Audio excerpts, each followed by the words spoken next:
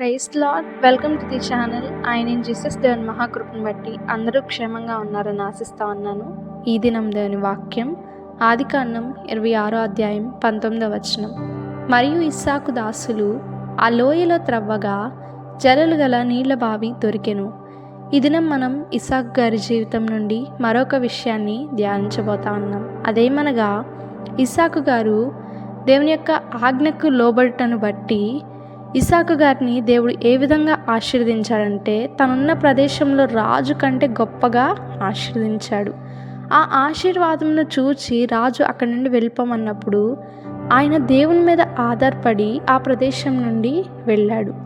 వెళ్ళిన తరువాత నేను ఏ విధంగా జీవించగలను అని ఏ ఆలోచన లేకుండా దేవుని మీద ఆధారపడటను బట్టి ఆయన ఏ పని చేసినానో ఆ పనిలో విజయం పొందుకున్నాడు. అదే రీతిగా మన జీవితంలో కూడా మనం ప్రదేశం మారుటను బట్టి లేదా ప్రాంతం మారుటను బట్టి మన యొక్క పరిస్థితులు ఈ విధంగా ఉంటాయి అని మనం దేవుని మీద ఆధారపడుతున్నామా, పరిస్థితుల మీద ఆధారపడి దేవునికి దూరం అవుతా ఉన్నామేమో, దేవుని యొక్క చిత్తంను అంగీకరించట్లేదేమో. ఈ దినమందు దేవుడు మనతోనే మాట్లాడుతున్నారు.